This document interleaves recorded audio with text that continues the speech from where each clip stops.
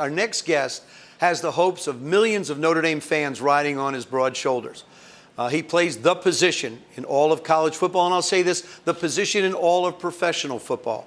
The Notre Dame quarterback, something I just happen to know just a little bit about or two. We're joined now by a guy who's going to wear number 7 for the Fighting Irish, Brandon Wimbush. Brandon, first of all, welcome to Notre Dame Day.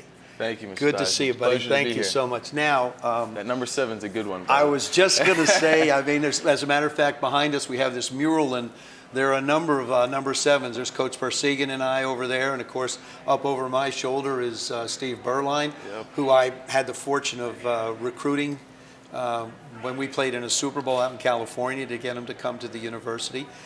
Why number 7? You can flatter me. I mean, I'm fine with it. Just wear me out if you have to. Yeah, I'm okay right. I'm trying to follow in your footsteps, something like that. Yeah, okay, no, fine. But it was never anything that kind of stuck with me. I just, you see guys growing up wearing it. Michael Vick. You see, these big time athletes wearing number 7, and it's a single digit, and you're playing quarterback, and you see some of the greats wearing the number. So that's the number I chose when I ran out there for the first time, and it stuck with me throughout my career.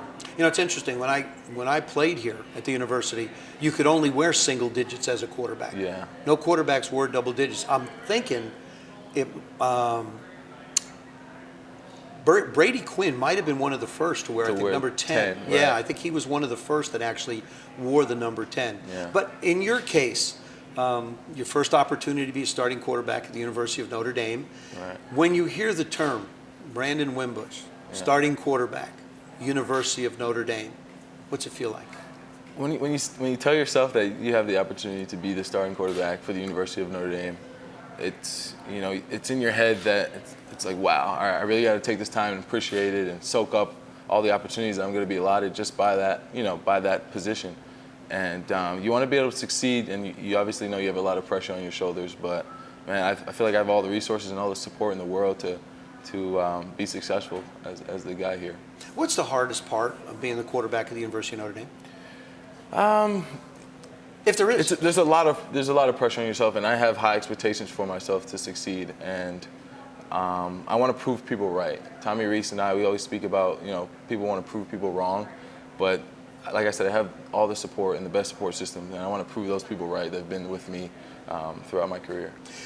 Tommy Rees is your new quarterback coach. You have a new system, and Coach Long and Tommy's new quarterback coach. Is there an adjustment from the system that was in place before under Mike Sanford to now, and Coach Kelly to now with Chip and Tommy?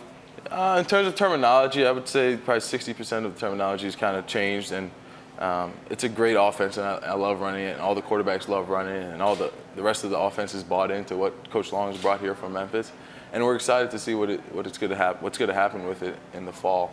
But I wouldn't say there's too much of a huge change, and obviously the quarterback still has a lot of responsibility within the offense. So yeah, it's always a good thing when there's not a lot of change, even though coordinators have changed and even teachers have changed in that regard. Right. Absolutely. It always works out better. As you studied yourself at the spring game, first of all, what did you think of the spring game? We had fun, man, and that was the most important thing. We went out there, we executed. I turned the ball over a couple of times, and we'll clean that up, and obviously we have to refine some of the details there. But we went out and we did what we've been doing for the past 15 practices, and we had a good time out there. Well, obviously the world knows that we went 4-8 last year, and right. That leaves a sour taste in everybody's mouth. Right. We know it's not acceptable when it comes to Notre Dame football. Can you share with us maybe some of the differences about this team and the expectations that you have going forward?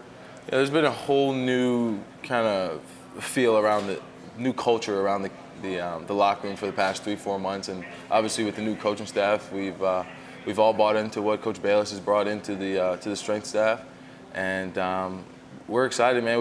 We spoke about grit and being able to finish in the fourth quarter, and knowing that, having the confidence that we're going to be able to push through in the fourth quarter when the games are close and tight, and believing in our guys and believing in ourselves. Brandon, thank you so much for Absolutely. joining us on Notre Dame Day. Thank you very much. Something no other school does in the nation. Absolutely.